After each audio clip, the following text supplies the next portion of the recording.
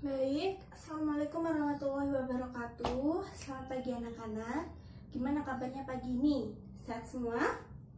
Alhamdulillah. Baik, sebelum memulai pelajaran, alangkah baiknya kita awali dengan berdoa. Baiklah, marilah kita berdoa sesuai agama dan keyakinan masing-masing. Berdoa dipersilahkan.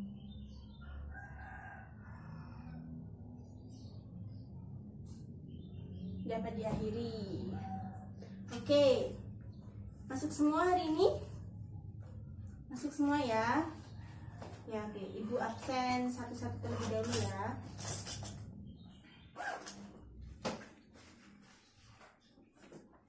Baik, Intan,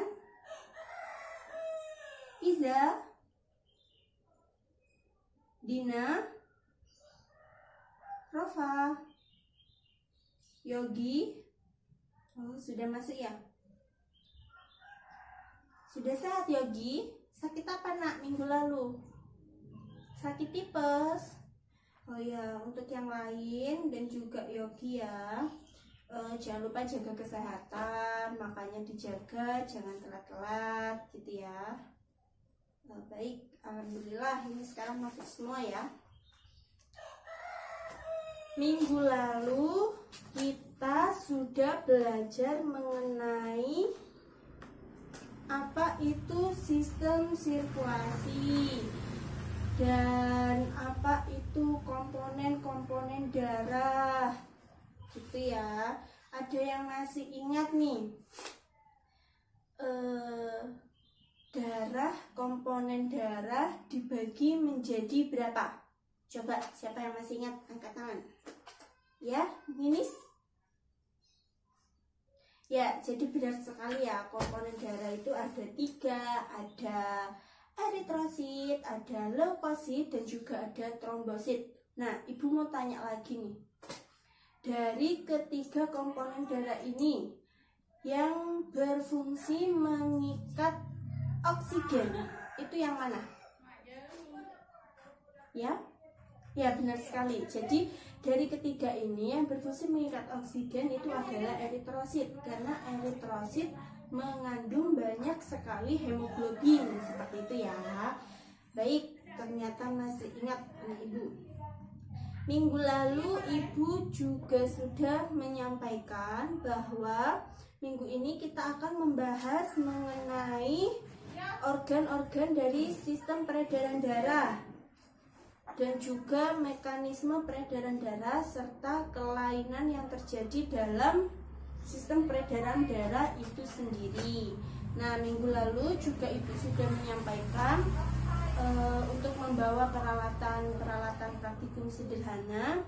Jika nanti waktunya masih menutupi untuk kita praktikum, kita akan praktikumkan. Apakah alat-alatnya dibawa? Ya, bagus sekali. Ya, nanti semisal waktunya mencukupi akan kita praktikumkan seperti itu ya. Baik, kita akan memulai materi. Baik, untuk bahasan kali ini sama seperti bab minggu lalu ya, karena kita melanjutkan materi minggu lalu.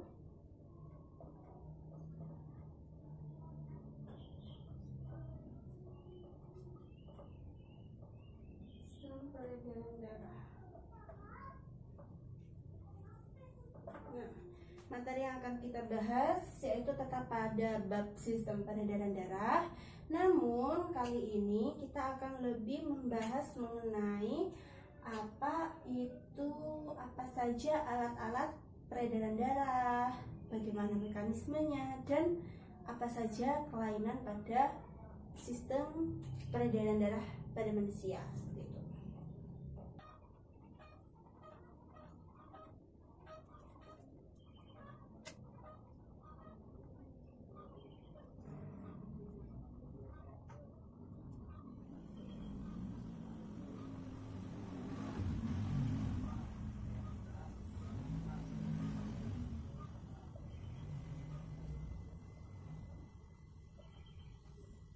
baik. Jadi ini pokok bahasan yang akan kita bahas pada pagi kali ini. Yang pertama itu ada alat-alat peredaran darah. Di sana ada jantung dan pembuluh darah.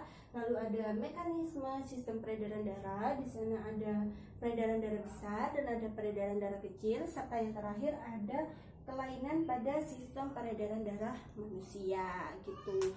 Nah, adapun tujuan pembelajaran kita kali ini yaitu nantinya setelah dilakukannya pembelajaran ini diharapkan bahwa peserta didik dapat mengetahui struktur dan mekanisme kerja jantung.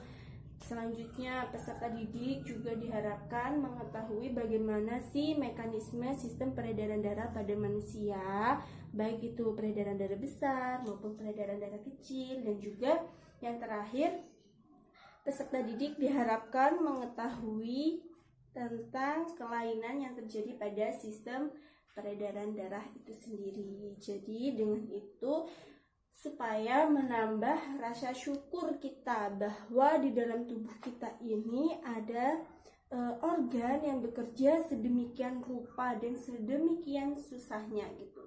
Dan oleh sebab itu sudah sepatutnya kita itu bersyukur kepada Allah, dan juga jangan lupa berterima kasih juga pada diri sendiri bahwa sebenarnya tubuh kita itu bekerja sangat berat di dalam ini ya. Jadi dengan itu, dengan menambah rasa syukur kita, sehingga kita lebih menjaga dan lebih berhati-hati, sehingga kelainan-kelainan yang terjadi nanti bisa dicegah gitu. Baik, kita akan masuk pada pembahasan pertama mengenai alat-alat peredaran darah. Kita akan membahas dulu mengenai jantung. Nah, sebelumnya tadi malam apa sudah ada yang belajar mengenai jantung itu sendiri? Apa itu fungsi jantung, struktur jantung itu apa saja, bagaimana mekanismenya? Pada yang sudah membaca? Ya? Iza, gimana? Bagaimana fungsi dari jantung? Ya, jadi benar sekali ya. Jadi jantung di sini berfungsi untuk memompa darah ke seluruh tubuh gitu. Jadi benar sekali yang disampaikan oleh teman kalian, bahwasanya jantung berfungsi untuk memompa darah. Lalu apa saja sih Bu struktur dari jantung itu sendiri gitu kan? Baik, akan kita gambarkan ya di sini. Struktur jantung. Jadi kurang lebihnya itu seperti ini ya. Nah, ini dia.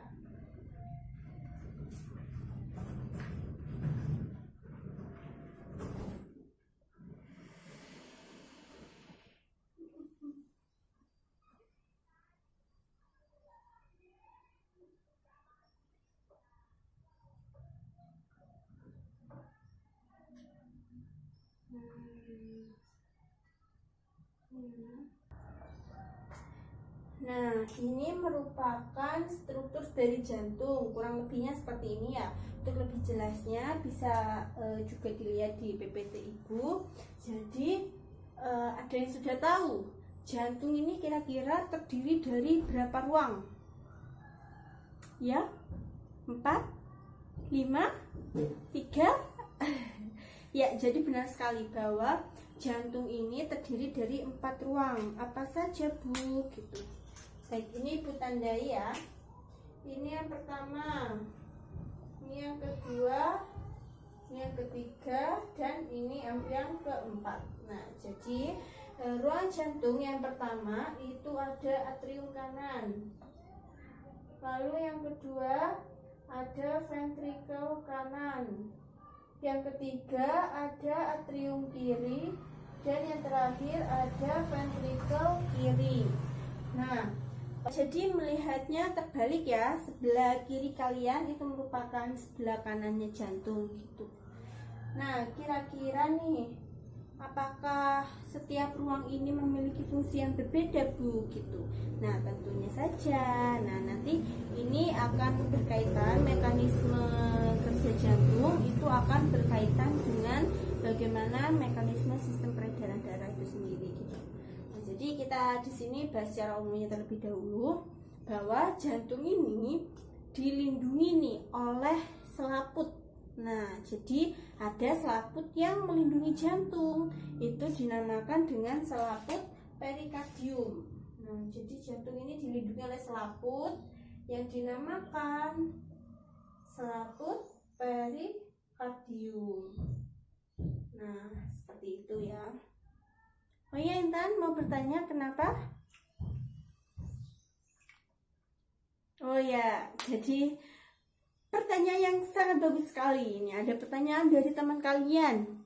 Bu, saya tadi malam belajar ini, Bu. Nah, yang saya baca struktur jantung ini, Bu, ada serambi kanan, lalu ada bilik kanan, ada serambi kiri, dan juga ada bilik kiri. Nah, serambi itu sebelah mananya, Bu? Di sana kok hanya disebutkan atrium dan ventrikel gitu. Nah, ini pertanyaannya sangat bagus sekali. Berarti Intan tadi malam belajar ya. Ya, baik sekali. Nah, di sini anak-anak, atrium itu merupakan nama ilmiahnya atau nama biologinya. Nah, benar yang dikatakan Intan tadi. Atrium ini juga disebut dengan serambi. Nah, bilik di sana itu nama lain dari ventrikel. Nah, gitu ya. Benar sekali yang disebutkan Intan. Jadi, nama ilmiah dari serambi atau nama biologinya itu dalam istilah biologinya itu disebut dengan atrium, dan bilik itu disebut dengan ventrikel gitu. Jadi kalian jangan bingung lagi ya antara, loh Bu, saya baca kok serambi sama bilik, tapi Ibu ketika menjelaskan atrium dan ventrikel gitu. Jadi sebenarnya gini deh, Ibu tulis nama ininya aja deh, nama biologinya semua ya, dan nama lokalnya atau istilahnya yang kita kenal.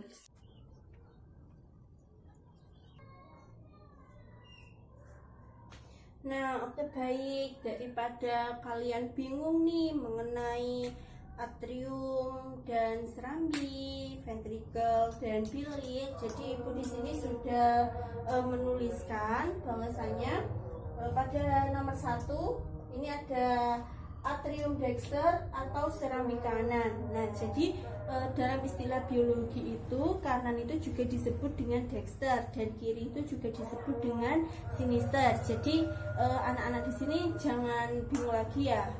Atrium dexter itu serambi kanan, lalu ada ventricle dexter itu bilik kanan, atrium sinister itu serambi kiri, dan ventricle sinister itu merupakan bilik kiri. Nah, seperti itu merupakan 4 ruang pada jantung. Nah, lalu pada jantung ini juga terdapat otot. Nah, otot pada jantung ini yaitu otot jantung. Nah, seperti namanya sendiri, namanya juga di jantung, yaitu otot jantung.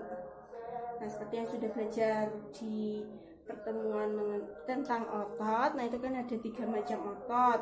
Ada otot jantung, ada otot lurik, dan juga ada otot polos. Nah, pada jantung itu sendiri tersusun atas otot jantung, yang mana di sana mekanisme kerjanya itu bekerja secara tidak sadar. Nah, jadi jantung kita itu bekerja secara tidak sadar atau di luar kehendak kita gitu.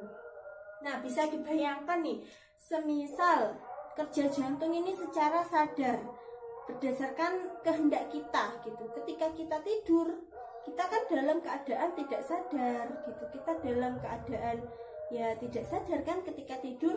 Nah, bagaimana apabila mekanisme kerja jantung ini atas kehendak kita ketika kita tidur? Berarti jantungnya nanti tidak akan berfungsi. Ketika jantung tidak akan berfungsi, ya otomatis hidup kita juga tidak berfungsi atau kita akan mati seperti itu. Nah, oleh karena itu kenapa kerja jantung ini di luar kehendak kita atau bekerja secara tidak sadar. Jadi meskipun kita itu tidur, jantung kita itu akan bekerja terus menerus gitu. Oleh karena itu anak-anak juga harus bersyukur dan harusnya ya terima kasih pada jantung kita gitu kan. Meskipun kita istirahat, enak-enak tidur, tetapi di dalam tubuh kita tetap melaksanakan suatu mekanisme seperti jantung tetap melaksanakan mekanisme kerjanya gitu. Nah, itu untuk siapa? Untuk diri kita sendiri. Oleh karena itu kita harus senantiasa menjaga jantung kita. Dengan apa, Bu? Gitu. Nah, akan dibahas lebih lanjut ketika kita nanti membicarakan mengenai kelainan, ya. Oke? Baik. Kita sudah mengetahui struktur jantung itu ada 4 ruang. Ada tadi yang dijelaskan serambi bilik kanan dan serambi bilik kiri. Nah, lalu selaput pembungkus jantung itu ada namanya perikardium. Nah, selanjutnya otot-otot yang menyusun jantung itu ada otot jantung yang bekerja secara tidak sadar. Nah, selanjutnya di sana pada jantung itu juga terdapat banyak pembuluh darah. Nah, pembuluh darah apa saja, Bu? Oke, mari kita simak. Di sini yang Ibu beri tanda nomor 5. Ini pembuluh darah apa, Bu? Ini merupakan pembuluh darah arteri atau yang disebut dengan arteri pulmonalis. Nah, jadi pembuluh darah ini ya berasal dari bilik kiri atau dari bilik kanan atau ventricle dexter. Nah, di sini. Oh ya, sebelumnya di antara bilik dan ventricle itu sebenarnya ada sebuah katup. Nah, sini ya. Nah, di sini ini ada sebuah katup. Yang mana di antara serambi kanan dan bilik kanan itu dinamakan dengan katup ficus pidalis, dan di antara serambi kiri dan bilik kiri ini ada katup ficus pidalis. Nah, fungsi katup di sini itu untuk apa, Bu? Gitu. Supaya darah yang dari serambi, kan darah ini nantinya mengalir dari serambi menuju ke bilik. Nah, supaya tidak ada pengembalian darah, oleh karena itu di sana itu ada katup gitu. Nah, jadi misal nih, darah kan dari atas gini.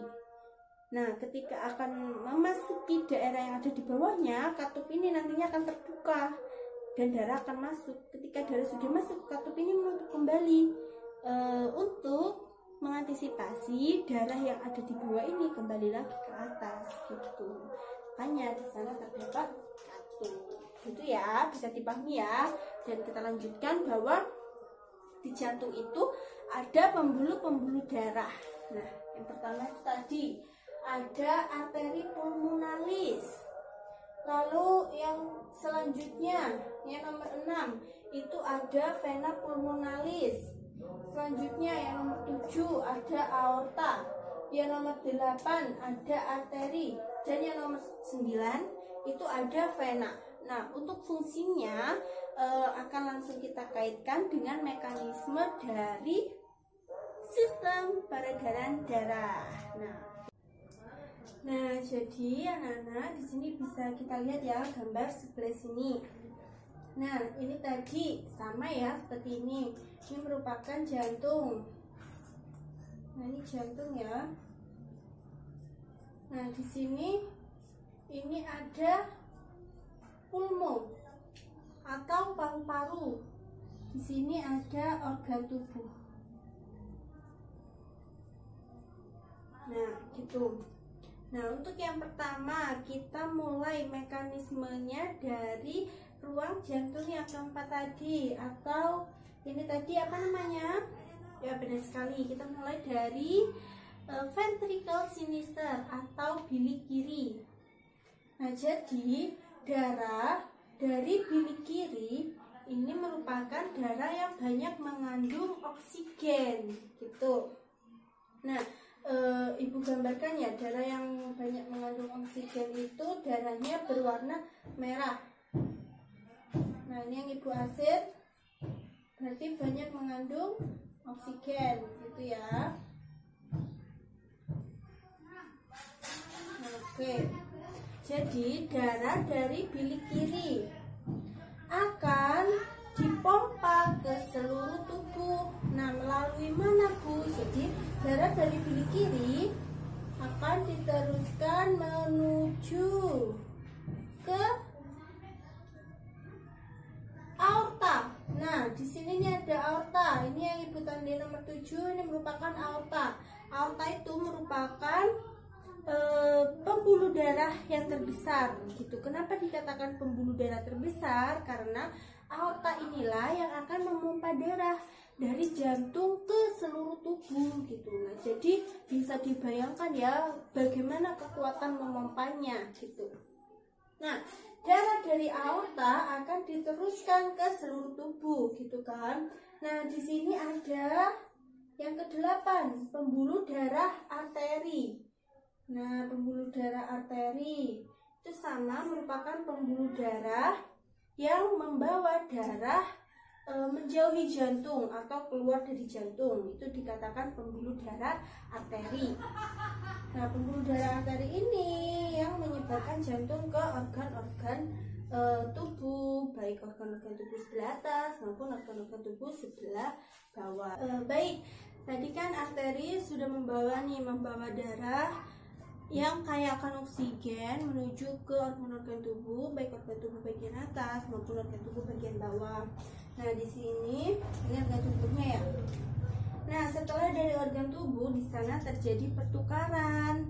Nah, oksigen akan diikat oleh tubuh gitu, digunakan untuk metabolisme lagi, dan sisa metabolisme seperti karbon dioksida itu akan dikembalikan menuju darah yang nantinya akan dikeluarkan gitu. Nah, pengangkutnya itu darah. Nah, jadi di sini terjadi pertukaran. O2 masuk, CO2 keluar menuju darah. Nah, di sini darah yang kaya akan karbon dioksida. Nah, Ibu beri tanda biru ya. Ini darah, disilakan juga dengan darah kotor gitu. Nah, darah yang kaya akan karbon dioksida dari organ-organ di tubuh, baik organ tubuh bagian atas maupun bagian bawah, akan dikembalikan menuju ke jantung melalui pembuluh darah yang dinamakan pembuluh darah vena. Ini yang sudah Ibu kasih tanda nomor 9. Ini merupakan pembuluh darah vena. Nah, pembuluh darah vena ini merupakan pembuluh darah yang membawa darah menuju ke jantung atau mendekati jantung gitu kan. Nah, pembuluh darah vena ini membawa darah yang kaya akan karbon dioksida gitu. Nah, dari organ-organ jantung, pembuluh darah ini akan membawa darah menuju ke serambi sebelah kanan gitu. Nah, jadi serambi sebelah kanan ini berfungsi untuk menerima darah kotor gitu. Nah, setelah dari serambi kanan, darah ini akan diteruskan menuju ke bilik kanan. Nah, jadi bilik kanan ini berfungsi untuk menampung darah yang berasal dari serambi kanan, yaitu darah kotor gitu. Nah, dari bilik kanan, darah ini nanti akan dipompa menuju kemana? Menuju ke pulmo tadi atau paru-paru. Nah, darah akan dipompa menuju ke pulmo. Nah, sebelum sampai ke pulmo, darah itu melalui yang namanya arteri pulmonalis. Nah, tadi ada arteri, Bu. Ini ada arteri lagi. Nah, tapi berbeda. Di sini adalah arteri pulmonalis. Kenapa, Bu? Dikatakan dengan arteri pulmonalis. Nah, arteri itu sendiri tadi kan merupakan pembuluh darah yang berfungsi membawa darah menjauhi jantung gitu. Nah, pulmo sendiri, pulmonalis berasal dari kata pulmo. Pulmo itu sendiri merupakan paru-paru. Nah, jadi arteri pulmonalis di sini berfungsi merupakan pembuluh darah yang berfungsi membawa darah keluar dari jantung atau menjauhi jantung menuju ke paru-paru. Nah, yang dibawa di sini merupakan darah yang mengandung karbon dioksida gitu. Berbeda dengan arteri tadi. Kalau arteri, darah yang berfungsi membawa darah menjauhi jantung atau keluar dari jantung yang kaya akan oksigen dan diedarkan ke seluruh tubuh. Namun, arteri pulmonalis di sini yang diangkut itu merupakan darah yang mengandung karbon dioksida. Oke, nantinya darah itu kan akan menuju paru-paru. Nah, di paru-paru itu ada pengikatan kembali oksigen gitu. Jadi darah yang mengandung karbon dioksida tadi, karbon dioksidanya itu akan dilepas, dan darah karena di sana mengandung hemoglobin akan mengikat kembali oksigen gitu kan. Nah, darah yang kaya oksigen dari paru-paru itu nanti akan dikeluarkan dan menuju ke jantung kembali. Nah, sebelum ke jantung, nah darah itu melalui pembuluh darah yang dinamakan pembuluh vena pulmonalis. Nah, sama seperti halnya dengan arteri pulmonalis. Nah, vena pulmonalis di sini merupakan pembuluh darah yang berfungsi membawa darah yang kaya oksigen dari paru-paru menuju ke jantung gitu kan. Berbeda dengan vena ya. Vena itu membawa darah yang kaya akan karbon dioksida, sedangkan vena pulmonalis di sini merupakan pembuluh darah yang membawa darah kaya akan oksigen dari paru-paru menuju ke jantung. Nah, darah itu dibawa menuju ke jantung, jantung sebelah mana Bu? Gitu kan. Nah, jadi darah dari paru-paru dibawa oleh vena pulmonalis menuju ke jantung, tepatnya serambi sebelah kiri atau atrium sinister. Nah, nantinya darah dari serambi kiri akan diteruskan ke bilik kiri, dan dari bilik kiri akan diteruskan secara siklus berulang seperti tadi menuju ke aorta, dan dari aorta akan diedarkan ke seluruh tubuh seperti itu seterusnya ya. Nah, mekanisme sistem peredarannya seperti itu disebut dengan sistem peredaran darah besar. Jadi sistem peredaran darah besar itu merupakan sistem peredaran darah dari jantung seluruh tubuh menuju ke jantung kembali seperti yang Ibu jelaskan tadi. Nah, namun di sana juga ada sistem peredaran darah kecil. Lah, sistem peredaran darah kecil ini sistem peredaran darah yang seperti apa Bu? Gitu. Jadi sistem peredaran darah kecil itu merupakan sistem peredaran darah yang berasal dari jantung, paru-paru menuju jantung lagi gitu. Jadi dari serambi kanan, bilik kanan, paru-paru, serambi kiri, dan bilik kiri. Nah, peredaran darah besarnya dari jantung seluruh tubuh menuju ke jantung lagi, yang mana di sana juga melalui paru-paru juga. Nah, seperti itu ya. Dan gini, di soal itu banyak sekali keluar. Nah, yang banyak mengandung darah kotor ini serambi kanan apa kiri gitu kan. Nah, untuk mengingat-ingat, nah anak-anak juga bisa supaya lebih memudahkan seperti ini. Semisal kalian kalau mencuci, tentunya baju yang dicuci itu kan merupakan baju kotor. Nah, ketika kita mencuci, pasti tangan yang digunakan untuk mengucek itu kan tangan kanan yang di atas. Nah, tentunya gini kan, tangan yang digunakan untuk membersihkan itu kan tangan kanan. Nah, ini lain halnya dengan orang yang kidal ya. Ini membahas dengan orang yang biasa gitu ya. Kan yang digunakan mencuci atau mengocek itu tangan kanan. Fungsinya untuk membersihkan. Nah, itu sama seperti jantung gitu. Nah, jantung yang mengandung darah kotor itu sama seperti kalau kita mencuci. Mencuci kan untuk membersihkan sebelah kanan. Oh, berarti jantung sebelah kanan gitu. Yaitu ada atrium dan ventrikel kanan gitu. Sedangkan yang sebelah kiri berarti mengandung darah bersih seperti itu. Oke, dari struktur dan mekanismenya di sini, apakah ada yang ingin ditanyakan? Tidak ada? Sudah paham? Oke, kalau paham, kita akan lanjutkan sedikit mengenai pembuluh darah tadi ya. Baik, sebenarnya untuk perbedaan mengenai pembuluh darah arteri dan pembuluh darah vena sebenarnya sudah ada di buku paket kalian. Di sana sudah lengkap dan juga sudah dijelaskan dengan tabel perbandingannya itu bagaimana.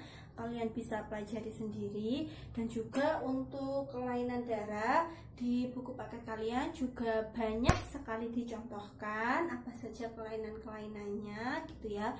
Bisa kalian pelajari sendiri karena waktunya sudah hampir habis. Jadi bisa kalian baca-baca sendiri nanti ya. Dan juga Ibu mohon maaf sekali karena kali ini kita tidak bisa melaksanakan agenda praktikum kecil yang sudah kita rencanakan di minggu lalu mengenai menghitung detak jantung gitu kan. Tapi tidak apa-apa, di sini ibu nanti akan tetap membagikan LKM ini pada kalian gitu. Nah, kalian nanti bisa praktikumkan sendiri. Jadi sebenarnya di sini tujuannya hanya untuk mengetahui bagaimana detak jantung pada manusia dan faktor-faktor apa saja yang mempengaruhi, baik itu detak jantung pada wanita dan pada pria apakah sama, dan ketika kita sedang beristirahat dan setelah melakukan aktivitas apakah detak jantung kita itu sama gitu kan. Nah, untuk mengetahui hal tersebut gitu, nah enggak apa-apa, tapi akan tetap ibu berikan dan bisa kalian praktikumkan dengan kelompok kalian masing-masing ya. Di sana juga ada beberapa pertanyaan, bisa kalian diskusikan bersama kelompok masing-masing. Tentang praktikum ini akan tetap ibu bahas ketika kita review nanti sebelum ujian gitu ya. Jadi masih ada berapa ya? 3 minggu lagi ya, jadi 3 minggu ada kesempatan kalian untuk mempraktekkan praktikum ini bersama kelompok kalian gitu. Jadi ibu minta maaf sekali karena waktunya memang tidak mencukupi gitu, jadi bisa kalian praktikumkan sendiri di luar jam pelajaran ini gitu ya. Oke baik, sebelum mengakhiri pembelajaran ini, ibu ingin lebih memantapkan pemahaman kalian mengenai perbedaan antara vena dan arteri melalui analisis secara langsung gitu. Jadi bisa dicoba ya, coba semuanya angkat tangannya, terserah mau yang kanan atau yang kiri, seenak kalian. Coba diangkat salah satu dan kita amati secara bersama. Di sana terdapat pembuluh darah yang berwarna biru. Ada tidak? Ada ya. Nah, ya baik. Kira-kira berdasarkan tabel perbedaan antara arteri dan vena, kira-kira pembuluh darah yang berwarna biru ini merupakan pembuluh darah arteri atau pembuluh darah vena? Coba. Ya, Intan? Ya, jadi benar sekali.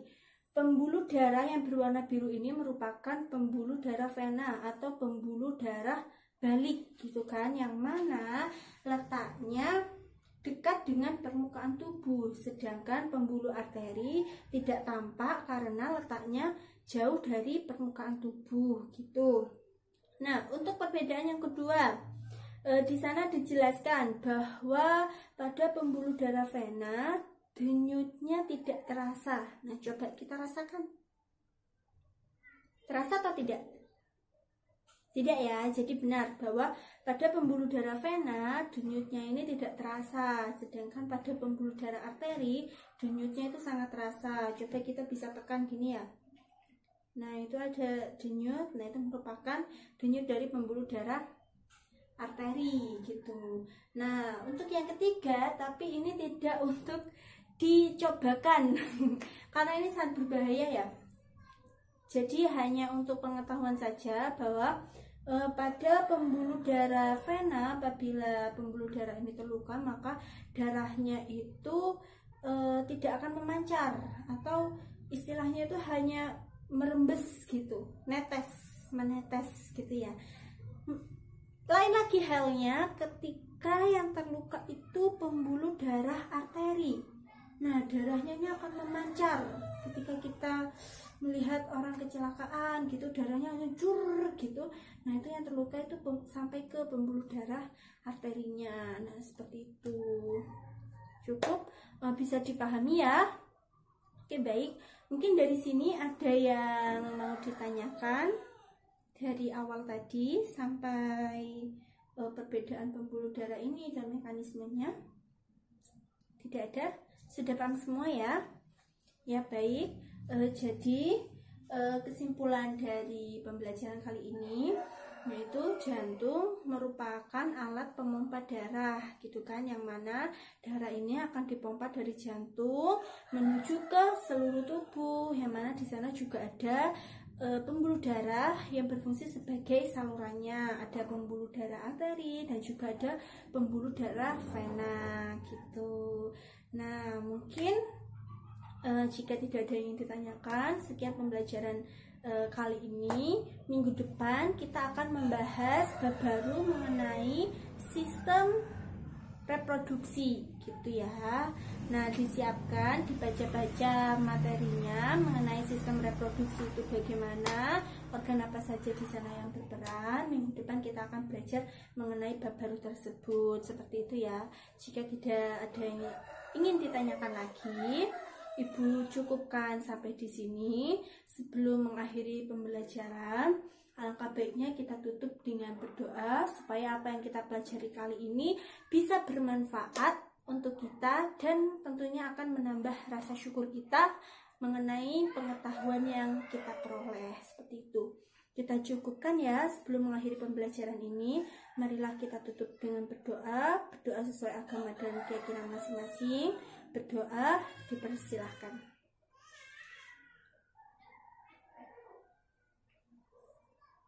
Dapat diakhiri. Sekian dari Ibu, kurang lebihnya Ibu mohon maaf. Assalamualaikum warahmatullahi wabarakatuh.